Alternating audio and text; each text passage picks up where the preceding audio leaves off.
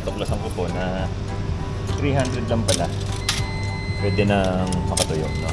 So 300 yen, lagay natin dito sa pinaka malakas, tapos start. So yan.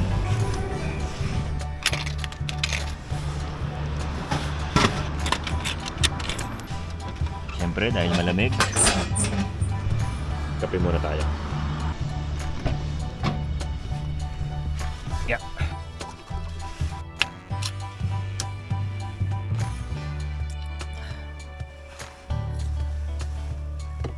So yun na nga, basahin na natin, no, yung mga comment sa comment section, ano. Bago ko po basahin to, no, gusto ko po munang pasalamatan, no, lahat ng mga nagbigay ng advice nila, nagbigay ng opinions nila patungkol po sa pagbili namin ng second house, no. Movilles 4710. Sa hirap ng buhay ngayon, mas mabuti nang maging practical kaysa magsisi sa uli. U-U9W. Parang mas bet ko yan kaysa sa unang bahay nyo. Parang madilim yung una. Yun. So ito, si Coconut Nut. Iba kasi ang lupa sa Japan kaysa sa Pinas. Sa Japan, nawawala ang value ng lupa kaya mahirap mag-advise. Pero kung sa tingin nyo na may uupa sa bahay nyo ng matagal na panahon at hindi matetenga, grab nyo na. Lalo na kung may pera naman kayong pambili ng bahay. Pero kung mag-loan kayo, wag na. O ipang business nyo na lang, mapopromote nyo pa sa YouTube nyo. Okay, maganda po yung comment niya. Si The Noticeable, no? This is why I prefer to rent than buy house and be locked down for 25 years. Feels like a jail. I can feel more free to always look for cheaper places to rent. I want to retire in the Philippines so I don't mind renting because I don't plan on living forever in USA. So tama naman po, no? Kung wala po kayong plano na mamuhay, no, sa bansang kung nasaan man kayo ngayon, huwag na kayong bumili ng bahay dahil pero kung aabot din kayo ng mga 25 years, dapat nung una pa lang, no, makabili na. So ewan ko, no, tapos pagka gusto mo nang umuwi ng Pinas, benta mo, no. So yung 25 years, kung sa katulad ng bansang USA, no, na ang real estate is pataas, magkakaroon ka ng profit, no. Edro U79. Para sa akin, sir, okay po yung 9.5 million yan dahil maluwag at ganda rin. Bakuran, parking space, kasya yata hanggang 3 hanggang 4 na sasakyan. Yung kalumaan po ng mismong bahay pagdating ng panahon nakapag-ipon na siguro kayo pang pa-restore niyan kahit paunti-unti. May punto rin po, no. Santiago Leo Cario 8078. Alam mo, Brad, mag-isip ka ng mabuti. Mahirap yung utang, lalo na pag matagalang bayad. Okay na yung bahay nyo. Ngayon, kung gusto mong bumili, yung cash na kung meron ka. Ang masasabi ko lang, marami pang panahon para sa mga yan. Ang kailangan mo, mag-ipon kung gusto mong wala kang problema. Marami pang magagandang bahay. Malay mo, makabili kayo ng mas bago. Magantay ka lang, Brad. Huwag pa dalos-dalos. Mahirap na. Si FPJ yata to, ah. So, yun po yung comment na ni Santiago Leo Cario 8078. So, okay din po. Salamat po sa comment, no, sa mga advices ninyo. Si Miss JMS 1764. So, bago po nating subscriber si ma'am, nababasa ko po yung ibang comment niya. Hindi pa lang po tayo nakakapag-reply, no? Dahil busy pa tayo. So, ngayon din pong gabi na to, pagkatapos natin mag-edit, re-replyan po natin kayo lahat. Sir, yung income nyo, nakikitain nyo sa rent ng old house nyo. Yun ang pang monthly mortgage mo dyan sa new house nyo. So, yung old house ang magbabayad sa new house nyo at magdadagdag lang kayo ng kaunti. Yung old house nyo, huwag nyong ibenta. Yan ang investment mo para sa college ni Riri Chang. Pwede mo ibenta yan in the future for your daughter's education for college. Mataas na ang value niyan by then. Yun nga po yung plano, no. Ito naman si Korean Fever, no. Para sa akin, Kuya AC, end of the day, need mo mag-decide what is better for your family. Pero kung may extrang pera ka, kaya naman po, why not? At least hindi natutulog ang pera mo. Patuloy ang pagpasok ng pera kagaya ng pagpaparenta ng dati nyo pong bahay. Ayun lang po. Trent Diaz, no? Bank of Japan has stopped ultra low or even negative interest rates last year. So general trend is pataas na. But housing prices sa rural areas are still flattening or even declining. So maybe good time to buy while rates are still low? Question mark. If rates increase by 1%, malaki to if Japan.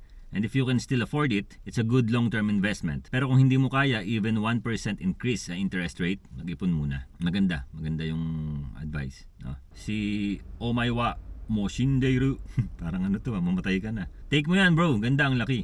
Sabi niya. Enhinyerong pobre. Tama yung sinabi ng misis mo. Pag tumanda kayo, hindi nyo na kaya yung clearing ng snow. Kahit sa ngayon, hassle yan sa part nyo. Ibenta nyo na lang yung luma at bilhin nyo yan. Mas convenient yata yan kaysa doon sa bundok. So yun. Ito si Migs Apostol, no? Wag yan, sir. Maghanap ka pa ng iba. Marami pang ibang bahay sa Japan na maganda. Totoo naman po, no? Palaboy to go. Kung ako, Dre, bibilhin ko na yan. Sabi nga nila, nasa huli ang pagsisisi. Kung hindi mo kasi kaya, noong una pa lang, alam mo na. Kaya suggestion from me, go for it. Si Wolfenstein, know your wants and needs. malalim agad. If ang balak nyo gawin for investment and business ang isa sa mga bahay nyo at kaya nyo naman bayaran ang lahat, then go for it. Taon-taon tumataas ang value ng bahay at lupa. Pero kung luho lang ang pagbili nyo, wag na. Kayo ang nakakaalam ng sitwasyon dyan.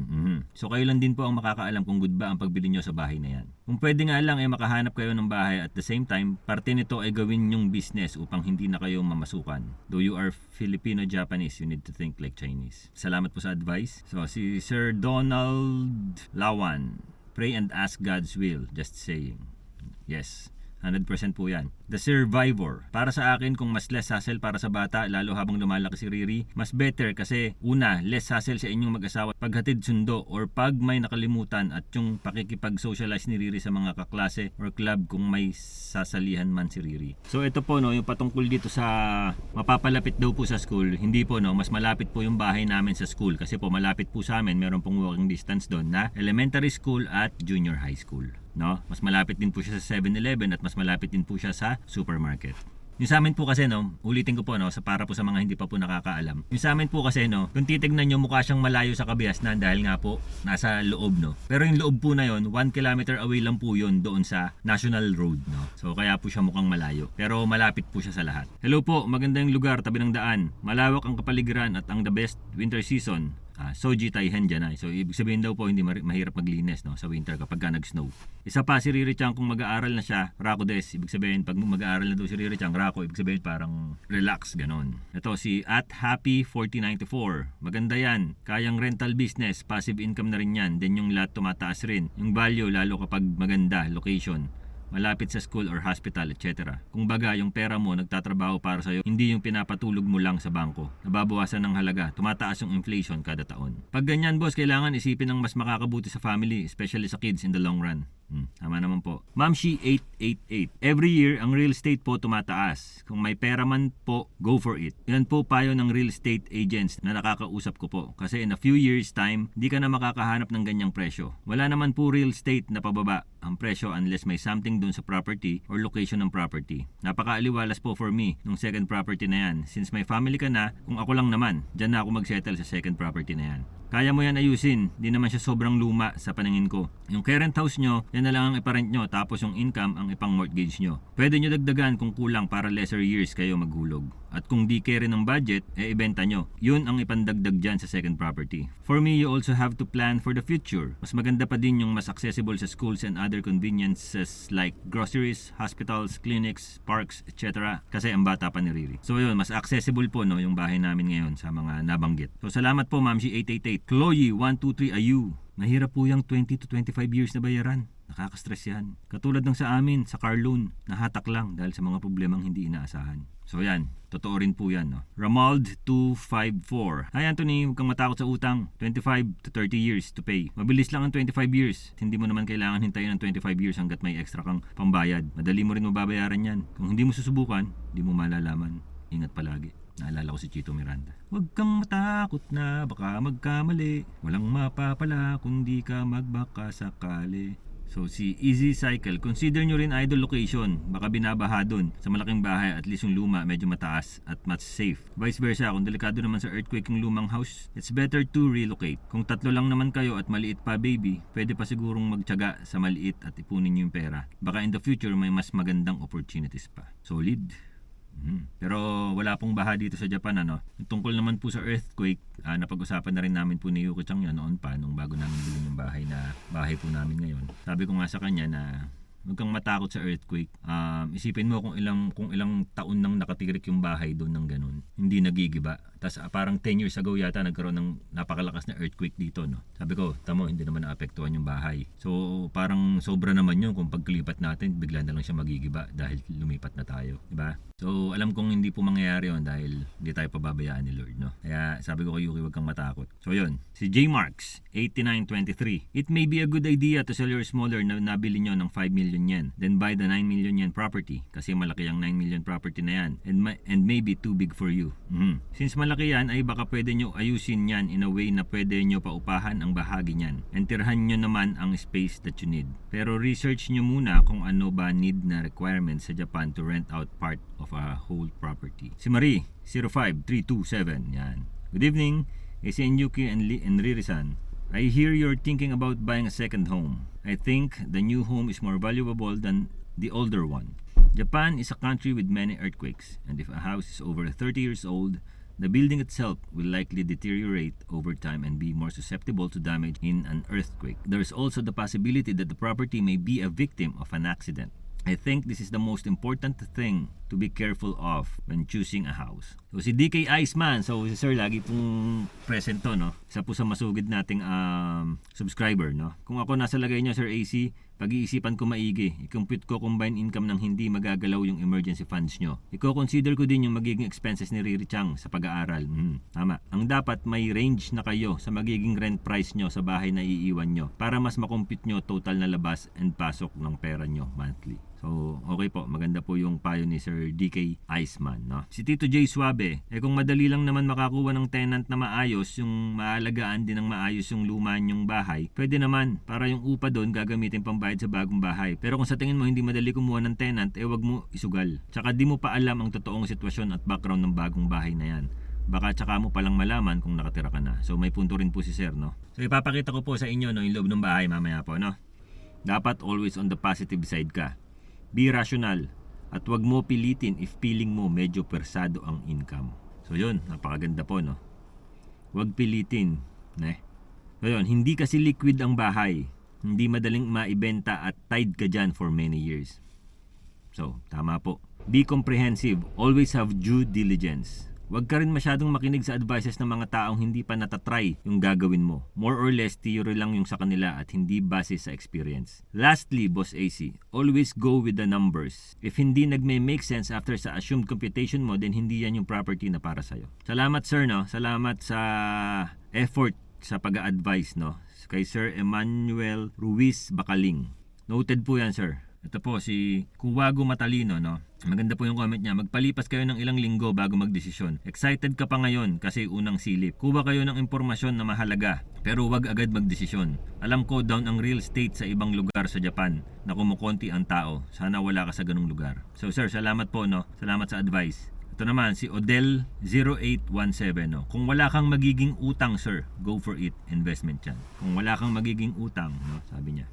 Kenneth Chua, no? Di ko po alam yung financial status nyo pero advice ko lang, wag nyo pilitin kung di nyo pa afford.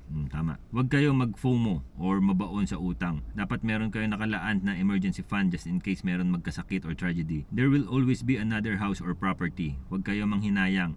If it's not meant to be, ganun talaga. Japan's population is decreasing naman. Mabilis sabihin ng property is an investment pero ang reality is mapapako ang pera mo doon and hindi ka na liquid kung kailangan mo ng pera. Hindi din ganun kabilis maghanap ng buyer unless sacrifice sale. Meron din po ako na napanood na video pero di ko sure kung applicable sa area nyo. Property in Japan actually depreciates except those near Tokyo or other big cities. So tama po yung napanood ninyo, sir. So ayan, meron din pong nag-ano sa atin, email sa atin, no? Pero hindi ko na po ilalabas yung pangalan niya, no? Kasi sabi niya po, mas maganda raw kung itatago na lang yung pangalan niya. So ito po, babasahin ko lang po sa inyo ng very quick, no? Yung comment ni ma'am, no? Hindi comment, yung message niya sa akin. Comment on second house sa Japan. So hi po, I hope you don't mind me emailing you. I've been watching your videos and I really enjoy your content, lalo na yung life in Japan na POV mo. It's really inspiring for a lot of Filipinos. I just wanted to gently share something about buying a second house in Japan, in case it helps you with planning. So ma'am, thank you po, no? A lot of Filipinos think na parang Philippines yung real estate sa Japan. But from what I learned, yung mga house in Japan usually depreciate. Detached houses are hard to rent out, especially outside city centers. Maraming Hapon na renters prefer mansions or apartments. Mansions po, apartment po yun, no? Parang condo, parang ganun po, parang condo, no? Not whole houses, no? Saitama, I heard you mention you live around Saitama in a vlog. Correct me if I'm wrong. And rural areas have very low rental demand. So tama po. A second mortgage can be heavy kung contract work or kahit regular work even becomes unstable.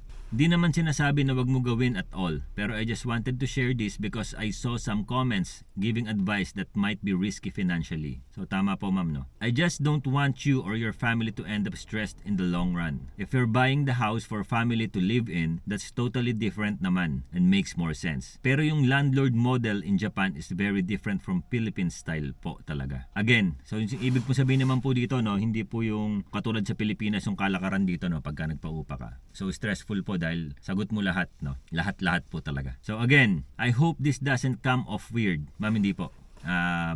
Para po tayong sponge, no, ina-absorb natin lahat ng mga advices at opinions po ng ibang tao, no. So again, I hope this doesn't come off weird. I just wanted to share information kasi you seem like a genuinely good person building a life for your family. Thank you, ma'am. Wish you the best and excited to see your future videos, kuya. Ingat, always po. Yan yung pangalan niya. PS, if ever po you read this in a video or talk about it, okay lang po if you keep my name and letter private. I'm just a shy viewer who wanted to help. So ma'am, salamat po sa suporta at salamat din po sa napakaganda ninyong advice, no. So tara na, magtutupi na po ako at pag-usapan na rin natin, no, yung desisyon namin ni Yuki Chang dito sa second house na to. Let's go!